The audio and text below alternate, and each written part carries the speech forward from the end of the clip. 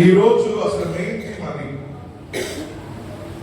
మన జాతీయ యువత దినోత్సవాన్ని జరుపుకుంటున్నామంటే దానికి కారణము మనకు సిసిబిఐ లెవెల్లో క్యాథలిక్ బిషప్స్ ఆఫ్ కాన్ఫరెన్స్ నుంచి ఇండియా నుంచి వాళ్ళు ఇచ్చినటువంటి థీమ్ అది. కాబట్టి ఈ జాతీయ యువత దినోత్సవాన్ని ఈరోజు మనందరం కూడా ఈ విధంగా జరుపుకోవడానికి గల కారణం ఏమిటంటే, నేత్రాశ్రమంలో లేకపోతే విచారణలో ఉన్నటువంటి వారందరూ కూడా ఒక దగ్గరికి వచ్చి ఇదిగో ఈ కథోలిక యువత మేము ఎంత స్ట్రాంగ్ అని ప్రపంచానికి తెలియజేయడమే ఇది ఒక అదృష్టం. ఫాదర్ గారికి నేను లాస్ట్ ఇయర్ ఇదే టైంలో మేమిద్దరం పోర్చుగల్లో ఉన్నాం. ఇదే రోజున మేమిద్దరం కూడా పోర్చుగల్లో ఉన్నాం. అక్కడ దగ్గరగా 20 లక్షల మంది యువత యువకులు వచ్చారు. ఇప్పుడు మనకి ఎంతమంది వచ్చారంటే దగ్గర 400 మంది వచ్చారు. బయట ఉన్నారు, కూర్చుని సరిపోలేదు, బయట తీసుకొనిపిస్తున్నాం. కాబట్టి సో ఇటువంటి యొక్క దినోత్సవాలు మనం జరుపుకోవాలంటే మనకు ఎంతో అదృష్టం ఉండాలి. కాబట్టి ముందుగా మిమ్మల్ని పంపించినటువంటి మీ విచారణకర్తలకు, మీ యొక్క తల్లిదండ్రులకు, మిమ్మల్ని తీసుకొచ్చినటువంటి అమ్మగారులకు, మీ యొక్క కోఆర్డినేటర్స్ కి లేదా కేటగిరీస్ మాస్టర్లందరికీ కూడా ప్రత్యేకమైనటువంటి ధన్యవాదాలు తెలియజేస్తూ ఈ ప్రోగ్రామ్ ఇలా ఉంటుంది. ఒకటి, మొట్టమొదటిగా మన ప్రవీణ్ ఫాదర్ గారు మీతో మాట్లాడతారు.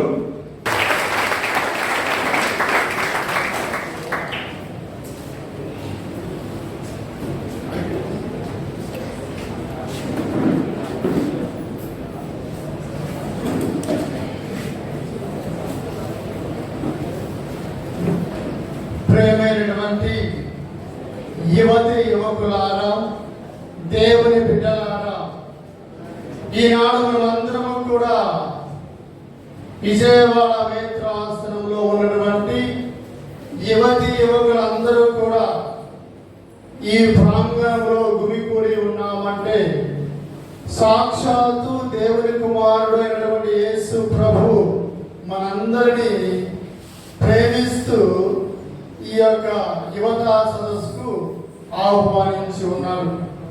అదే విధముగా మనందరినీ ఈ మేత్రాసన యువతా డైరెక్టర్ అయినటువంటి మన ప్రియతమ గురువు గురుశ్రీ తంబి స్వాముల వారు మనందరినీ ఆహ్వానించి ఉన్నారు. మనమందరము కూడా మంచిగా ఈ జాతీయ ఆదివారాన్ని కొనియాలని చెప్పేసి ఫాదర్ గారు పిలిచి ఉన్నారు. కాబట్టి నన్ను మరి మీ అందరినీ కూడా మంచి మనసుతో మనందరినీ ఆహ్వానించి మనమందరము కూడా ఒకే కుటుంబానికి చెందినటువంటి సభ్యులము అని పిలిపించుకోవడానికి మన నేత్రాసన యువత డైరెక్టర్ అయినటువంటి ఫాదర్ గురుశ్రీ తంబి గారు మనందరినీ ఆహ్వానించినందుకు మరి టీసీబీసీ తరఫున, మన విజయవాడ నేత్రాసన తరఫున, మీ అందరి తరఫున మొట్టమొదటిగా స్వామిని అభినందించుదాం. చెప్పగలవా?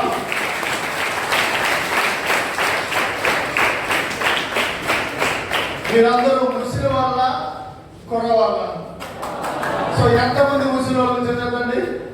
ముసలి వాళ్ళు అది ఓల్డ్. సో ఇక్కడ ముసలి వాళ్ళు, ఓల్డ్ పీపుల్ ఎవరు లేరు కదా? ఎవరైనా ఉన్నారా? సో మనమందరం కూడా యూత్, యంగ్ కదా. సో మన క్లాప్స్ ఎలా ఉండాలి? Youth claps. మన క్లాప్స్ ఎలా ఉండాలి? Youth claps.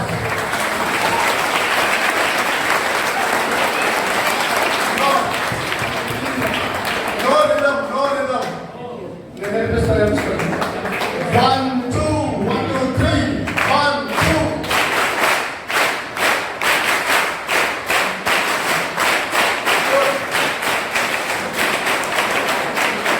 Hello hello hi hello hi.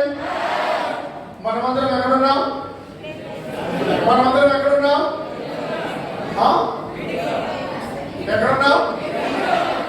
పైన. గుడ్. సో ఈరోజు మనమందరం కూడా దయచేసి గమనించండి. ఒక హాఫ్ అన్ అవర్ ఎవరు మాట్లాడద్దు. ఈ టాపిక్ మీద మాట్లాడాలంటే కష్టమే. మరి ముఖ్యంగా యువతి యువకుల మధ్యలో ఈరోజు ఈ అంశం మీద మాట్లాడాలంటే మీ అందరికీ కష్టమే. మీరు వినేదానికి కూడా ఇష్టపడరు. ఎందుకంటే ఇది జీవితానికి సంబంధించినటువంటి అంశము కాబట్టి యువతి యువకులకు ఇష్టం ఉండదు. డ్రామాలు, సినిమాలు, డ్యాన్స్లు, బుర్రకథ ఏంటంటే ఇష్టపడతారు, పిక్నిక్లు ఇష్టపడతారు. దీనిపైన ఎక్కువ శ్రద్ధ వహించి మీరు కూర్చుండేదానికి ఇష్టపడతారు. కానీ దయచేసి గమనించి, మీరందరూ మంచి వాళ్ళే కదా. మంచి వాళ్ళు అనేవాళ్ళు చెప్తుంది, మేమందరం మంచి వాళ్ళం అనేవాళ్ళు చెప్తుంది. మిగతా వాళ్ళు మంచి వాళ్ళే కదా. గుడ్.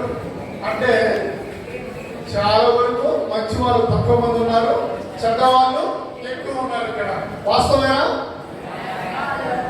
సో చెడ్డ వాళ్ళ కోసం చెప్పగలుగుతామా?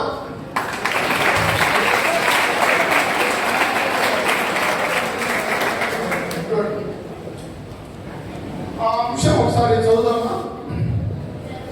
ప్రభువును నమ్మిన వారు పొందుతారు. ప్రభువును నమ్మిన వారు నూతన బలమును పొందుతారు. ఈ అంశము ఈరోజు యావత్ అంటే మన భారతదేశంలో ఉన్నటువంటి కథోలిక తిరుసభలో యువతి యువకులను ఉద్దేశించి మన పీఠాధిపతుల సమైక్య మండలి వారు ఈ సిసిపిఐ లెవెల్లో ఉన్నటువంటి పీఠాధిపతులు, యువత విభాగం అధ్యక్షులు, డైరెక్టర్ సభ్యుల వారు ఈ సంవత్సరానికి ఈ అంశాన్ని ఎన్నిక చేయడం జరిగింది.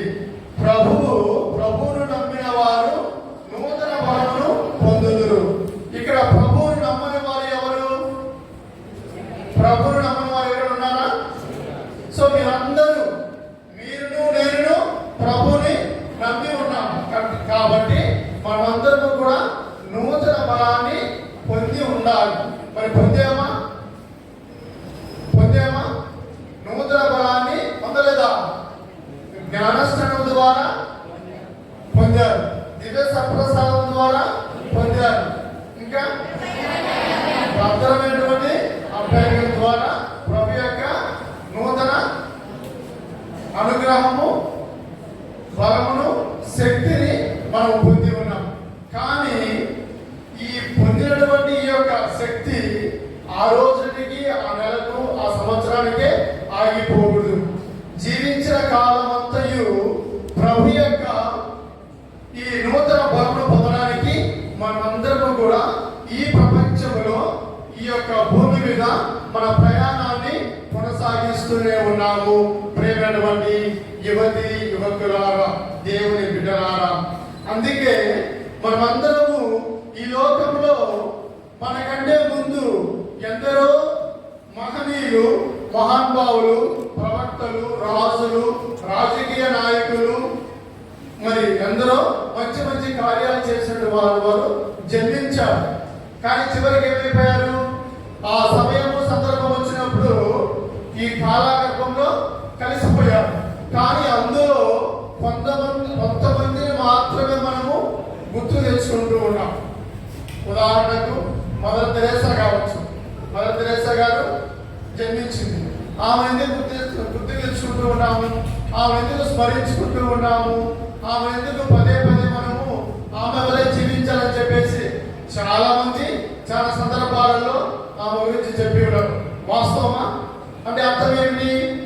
ఆమె తిరుసభకు, సంఘానికి, మానవ జాతికి ఒక ఉన్నతమైనటువంటి, శ్రేష్టమైనటువంటి, పవిత్రమైనటువంటి జీవితాన్ని జీవించి మనందరికీ ఒక మార్గాన్ని, ఒక మార్గదర్శనాలుగా, ఒక పునీతురాలుగా ఈరోజు పిలువబడుతున్నామంటే ఆమె జీవితము అమూల్యమైనది, ఆమె జీవితము పవిత్రంగా ఉంది, మానవునికి అంకితం చేసుకుంది అనేటువంటి భావాన్ని, అర్థాన్ని మదర్ తెరేసా గారు, పునీత మదర్ తెరేసా గారు మనకు తెలియజేస్తున్నారు. అదేవిధంగా స్వామి వివేకానంద ఉన్నారు, తెలుసా? ఆయన స్వామి వివేకానంద కూడా యువతి యువకులు అంటే ఆయనకు చాలా ఇష్టం. మన భారతదేశంలో కథోలిక తిరుసభలోనే కాదు, బయట ప్రపంచంలో ఉన్నటువంటి జనాభా కూడా, యువతి యువకులు కూడా జాతీయ ఆదివారాన్ని కొనియాడుతారు. హిందూ మా సహోదరులు యువత ఆదివారాన్ని కొనియాడతారు. తెలుసా మీకు? ఎప్పుడైంది?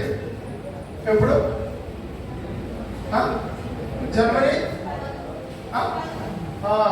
జనవరి 12వ తేదీన స్వామి వివేకానంద పుట్టినరోజు సందర్భంగా మన వాళ్ళు హిందూ సహోదరులు అందరూ కూడా యువతి యువకులు కూడా జాతీయ ఆదివారాన్ని కొనియాడుతూ ఉన్నారు. అంటే వీరి కోసం ఎందుకు ఈ యొక్క జాతీయ ఆదివారాన్ని కేటాయించింది, దాన్ని ఉద్దేశించి మన తమిళ ఫాదరు చక్కగా వివరించారు. కానీ మన కథోలిక తిరుసభలో ఈ మన భారతదేశంలో ఉన్నటువంటి కథోలిక యువతి యువకులు అందరూ కూడా ఈ జాతీయ ఆదివారాన్ని ఉద్దేశించి వీరి కోసం కేటాయించి వీరి కోసం ప్రార్థన చేసి వీరి యొక్క జీవితాలను పవిత్రపరచాలి, ఉజ్వల భవిష్యత్తును అనుగ్రహించాలి, మనమంతా కూడా ఒకే కుటుంబానికి చెందినటువంటి సభ్యులుగా భావముతో మనం జీవింప చేసుకోవడానికి, ఉన్నతంగా ఉండడానికి మనం ఉద్దేశించి ఈ యొక్క భారతదేశంలో ఉన్నటువంటి కథోలిక తిరుసభలో పీఠాధిపతులు, గురువులు, కన్యాస్త్రీలు, మన పెద్దలందరూ కూడా మన భవిష్యత్తు ఎదగాలి, పెంపొందింప చేసుకోవడానికి మనల్ని గుర్తించి మనందరికీ ఒక రోజును, సంవత్సరంలో ఒక రోజును కేటాయించి ఉన్నారు. ఆ రోజు వచ్చేసి ఆగస్టు 11వ తేదీన మనము కేటాయించుకున్నాం భారతదేశం అంతా కూడా. కానీ ఈరోజు ఎందుకు మనం గుమికూడి ఉన్నామంటే బహుశా మన నేత్రాలను నెక్స్ట్ మంత్ ఉండడం లేదు కాబట్టి వారి యొక్క ఆశీర్వాదాలు, అనుగ్రహాలు మనకు ఉండాలి కాబట్టి మన నేత్రాసన కాపాడినటువంటి మన తండ్రి గారు మీతో ముచ్చరించుకోవడానికి, మీతో సమయాన్ని గడపడానికి మా నేత్రాసనంలో అంటే విజయవాడ నేత్రాసనంలో ఉన్నటువంటి యువతి యువకులను చూడాలనే ఆలోచనతో తండ్రి గారు ముందుగానే ఈ యువత ఆదివారాన్ని ఈ రోజు ఏర్పాటు చేశారు. మరి మీ అందరినీ ఈ నేత్రాసన కాపరి ప్రేమిస్తూ ఉన్నాడు, అభినందిస్తూ ఉన్నాడు, మీ ఉజ్వల భవిష్యత్తు కోసము ప్రార్థన చేస్తూ ఉన్నారు. అలాంటి మంచి భావాలు కలిగిన నేత్రాలు మన కోసము ఈ సదస్సును ఏర్పాటు చేశారు. కాబట్టి ఒకసారి తండ్రి గారి కోసము అభినందన తెలియజేస్తామా?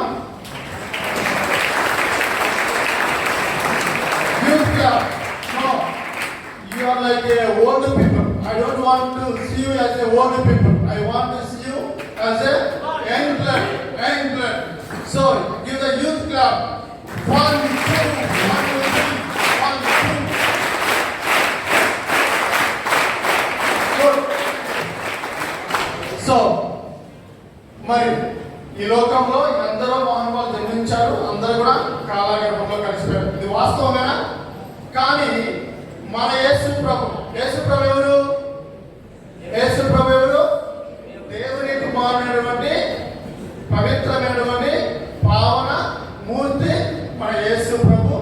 మనందరము విశ్వసిస్తున్న దేవుడు యేసు ప్రభు. ఆయన మనకు ఏమిస్తున్నాడు? నూతన బలాన్ని, నూతన శక్తిని ప్రతి ఒక్కరికి ప్రసాదిస్తూ ఉన్నాడు. కాబట్టి మరి ఈ నూతన శక్తి, ఈ నూతన బలము మనం ఎలా పొందాలి అని ఆలోచింప చేసుకోవడానికి ఈరోజు మనం అందరం గుమికూడి ఉన్నాము. మరి ఈ నూతన బలం ఎవరికి కావాలి? ఈ నూతన బలం ఎవరికి కావాలి? రాళ్ళకు కావాలా? ఫ్యాన్ కావాలా? మీ కూర్చున్న చైర్ కావాలా? ఎవరికి కావాలి? హలో, నూతన బలం ఎవరికి కావాలి? మానవునికి, మానవ జీవితాన్ని జీవిస్తున్నటువంటి మనందరికీ దేవుని దగ్గర నుంచి నూతన బలాన్ని కావాలి, నూతన శక్తిని మనము పొందాలి.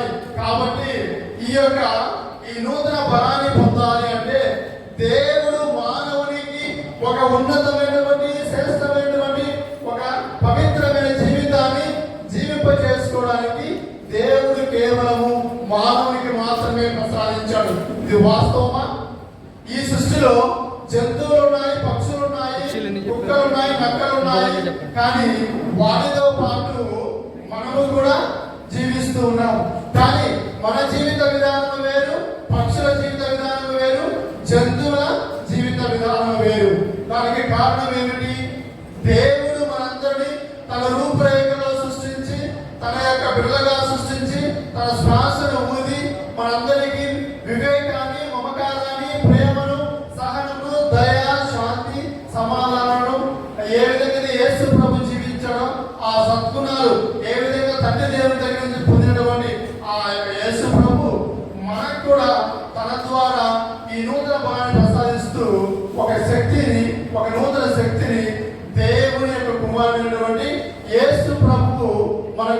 ప్రసాదిస్తున్నాడు. యువతి యువకులారా, మరి జీవితం ఈ నూతన బలం ఏం పొందాలి? మానవులుగా మనం జీవిస్తున్నాం కాబట్టి, మనం ఈ భూమి మీద జీవిస్తున్నాం కాబట్టి మనము పొందాలి. కాబట్టి జీవితం అంటున్నాం కదా, జీవితం అంటే అర్థం ఏమిటి? జీవితం అంటే అర్థం ఏమిటి? జీవితం అనే పదంలో ఎన్ని అక్షరాలు ఉన్నాయి? జీవితం అనే పదం ఎన్ని అక్షరాలు ఉన్నాయి?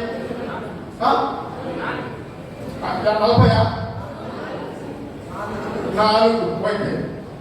జీవితము అలా కదా. సో 4 అక్షరాల కలయికతో ఒక పదము ఏర్పాటు అయింది. ఈ పదము మీద మన జీవితము 70 సంవత్సరాలు కావచ్చు, 80 సంవత్సరాలు కావచ్చు, 100 సంవత్సరాలుగా జీవిస్తూ ఉన్నాం. అసలు జీవితం అంటే అర్థం తెలుసా? మనము జీవితం అంటే అర్థం తెలుసా?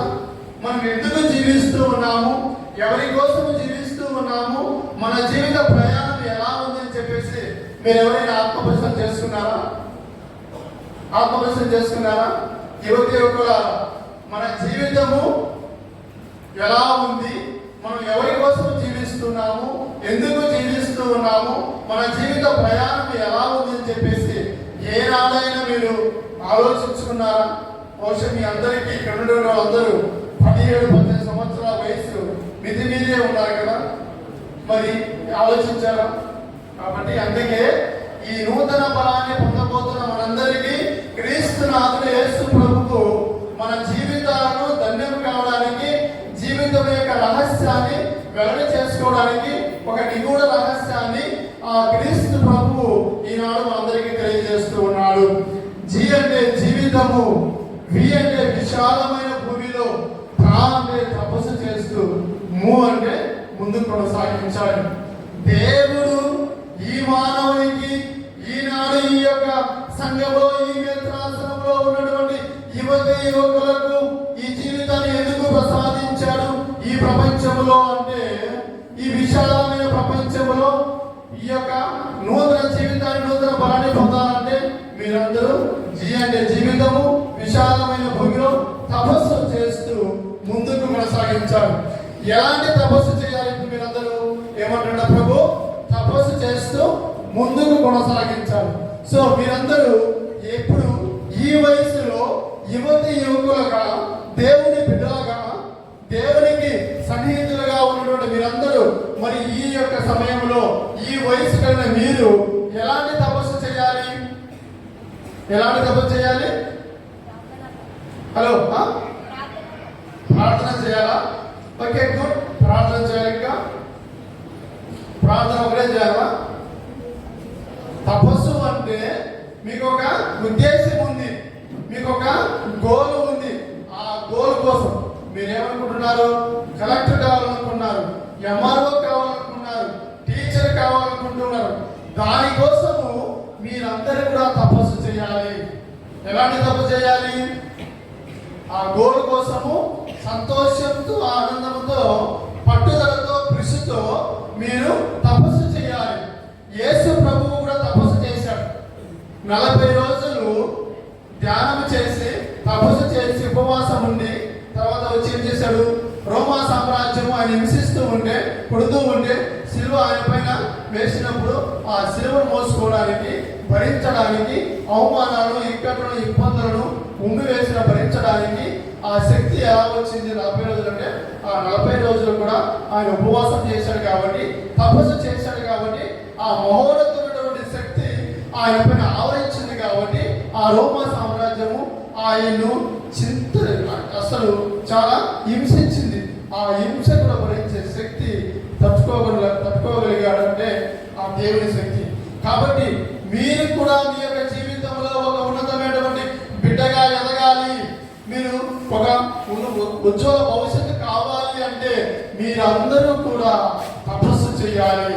కాబట్టి మీ కాలేజీలో కావచ్చు, మీ స్కూల్లో కావచ్చు, మీ యొక్క పనుల్లో కావచ్చు, మీ యొక్క ఆలోచన విధానంలో కావచ్చు, ఆ తపస్సు అనేది మర్చిపోకుండా మీ ఉజ్వల భవిష్యత్తు కోసము, మీ యొక్క చదువుల యందు మంచి బుద్ధితో, ఆలోచనతో, వివేకంతో ఏది మంచి ఏది చెడు ఆలోచింప చేసుకుంటూ మీరు జీవింప చేసుకుంటూ మీ జీవిత జీవితాలు ధన్యం కావడానికి, మీ యొక్క గమ్యానికి చేరుకోవడానికి, ఆ అంతస్తును పొందడానికి ఈ సమయంలో, ఈ వయసులో, యుక్త వయసులో ఉన్న మీరందరూ కూడా చెడు మార్గాన్ని దూరంగా ఉంచి మంచి మార్గాన్ని ఎన్నిక చేసుకొని ఆనాడు ఆ శిలువ ఎత్తిన యేసు ప్రభువు ఈ మానవ జాతికి ఒక ఉన్నతమైనటువంటి అనుగ్రహాన్ని, దివ్యశక్తిని, దివ్య బలాన్ని అనుగ్రహించడానికి ఆయన పడినటువంటి శ్రమను మనం ధ్యానం చేస్తూ మన జీవితంలో యువతి యువకులుగా ఉన్న మీరందరూ కూడా ఎన్ని ఇబ్బందులు వచ్చినా, ఇక్కట్లు వచ్చినా ఆ శ్రమను అనుభవిస్తూ మనం ఉజ్వల భవిష్యత్తు కోసము పాటుపడాలని చెప్పేసి, ఆ పాటుపడినప్పుడు ఆ ఉజ్వల భవిష్యత్తును అనుగ్రహించినప్పుడే ఒక నూతన శక్తిని, నూతన అనుగ్రహాన్ని దేవుడు ఒక ఉద్యోగం ద్వారా, మన జీవిత విధానం ద్వారా, మన యొక్క మంచి ఆలోచన ద్వారా దేవుడు మనకు కలుగజేస్తూ ఉన్నాడు. ప్రేమైనటువంటి యువతి యువకులారా, దేవుని బిడ్డలారా, అందుకే అంటాడు శ్రీశ్రీ తెలుసా మీ అందరికీ?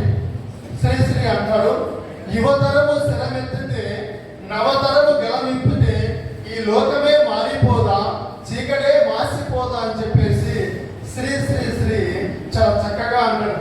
యువతరము స్థిరమెత్తితే నవతరము గెలవిప్పితే ఈ లోకమే మారిపోదా, చీకటే మాసిపోదా. ఈ లోకంలో ఎందుకన్నాడు ఆయన శ్రీ మాట అంటే, ఈ ప్రపంచంలో, ఈ లోకంలో, ఈ భూమి మీద, ఈ మేఘరాసనంలో, మీ కుటుంబంలో, మీ ప్రాంతంలో యువతి యువకులే కాదు, మానవ జీవితంలో చీకటి మయమై ఉంది.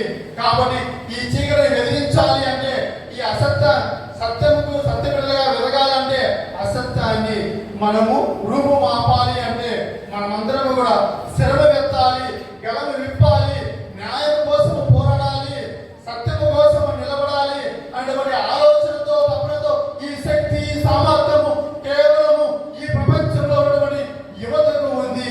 ఈ ప్రపంచాన్ని మార్చాలన్నా, ఈ యొక్క సంఘాన్ని మార్చాలన్నా, ఈ ప్రభుత్వాన్ని మార్చాలన్నా ఈ యువతకు ఉన్నటువంటి శక్తి, ఆ మహత్తరమైన శక్తి దేవుడు ఈ యువతికి, యువతి యువకులకు, యువత వయసులో జీవించిన మీ అందరికీ దేవుడు ప్రసాదిస్తూ ఉన్నాడు.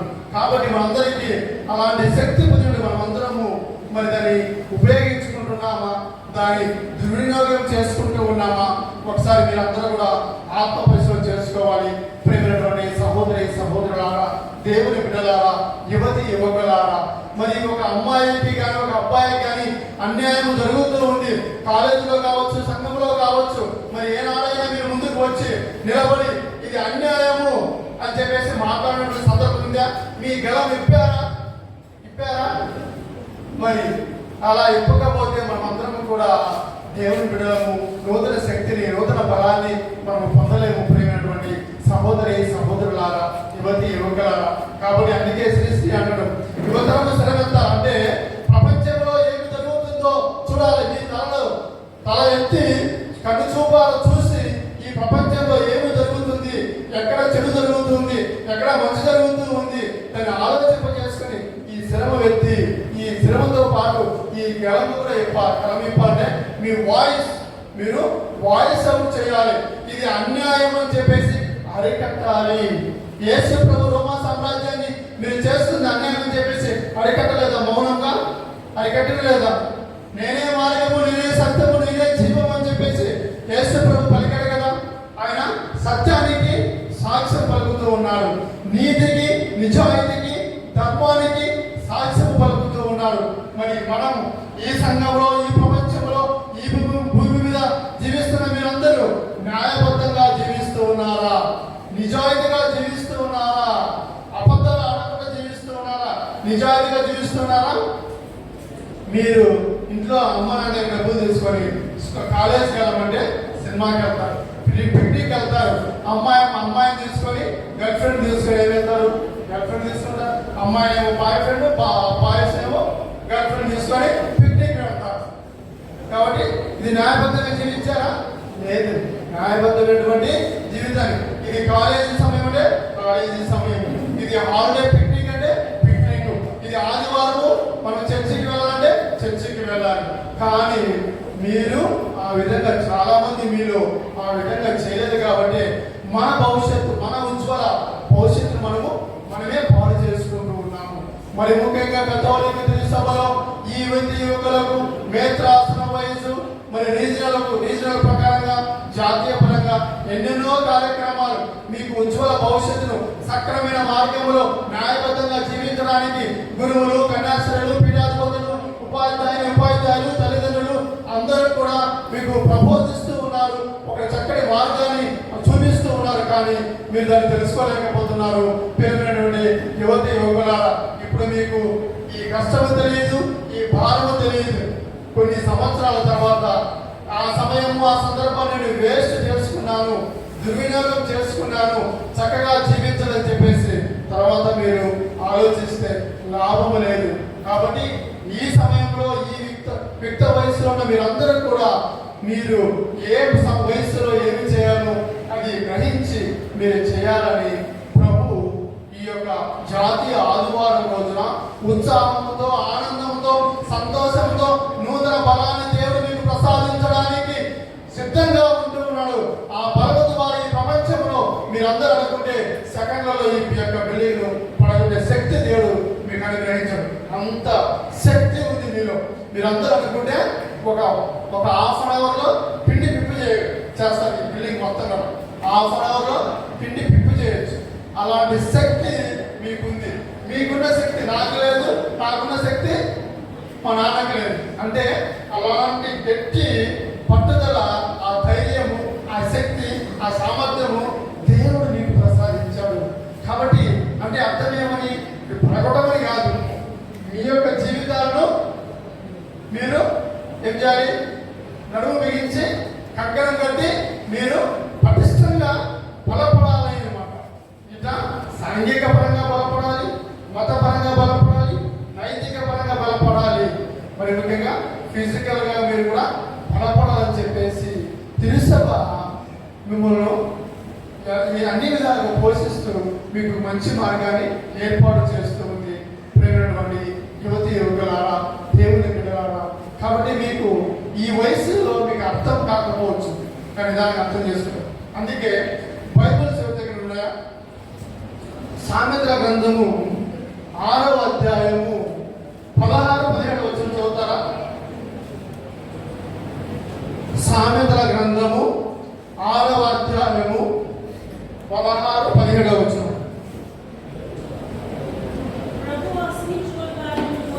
ప్రభువు అసహించుకున్న కార్యములు 6 కలవు. యువతి యొక్క hello hello hello hi hello hello ఎక్కడున్నా ఆలకించాలి. ప్రభువు అసహించుకున్న కార్యములు ఎన్నున్నాయి? 7 ఉన్నాయట. ప్రభు ఆయన ఎవరు? ఏమన్నాడు? ప్రభువు నమ్మిన వారు నూతన బలమును పొందుతూ ఉన్నారని చెప్పేసి ప్రభు మనందరికీ వాగ్దానం చేస్తూ ఉన్నాడు. ఈరోజు మనందరం కూడా జాతీయ ఆదివారాన్ని కొనియాడుతున్నాం. ఒక బలము కావాలనుకుంటున్నాం, శక్తి కావాలనుకుంటున్నాం. కాబట్టి మరి ప్రభు మన నుండి ఒక 7 కార్యాలు ఇష్టం లేదంట ప్రభువుకు. అవి ఎక్కడ ఉన్నాయో, ఎలా ఉన్నాయో, మరి ఎక్కడి నుంచి వస్తున్నాయో తెలుసుకుందామా? Okay, good. చదవమ్మా. గర్వపు చూపు.